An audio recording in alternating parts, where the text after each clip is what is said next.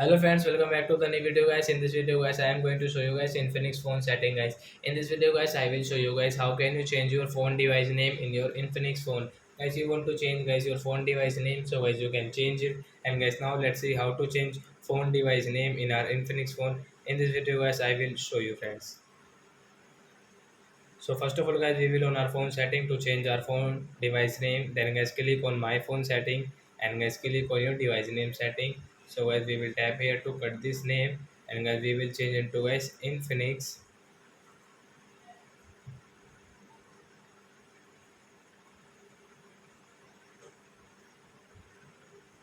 mobile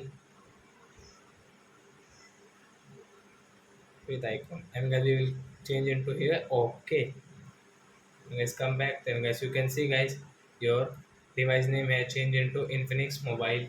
So like that guys you can change your device name whatever you want. So I hope friends you have understood how to change phone device name in our Infinix phone. So that's it guys, thanks for watching. So guys, now we will meet on next video guys with new topic. Before going guys, please go and like my video, subscribe my channel. Bye bye friends.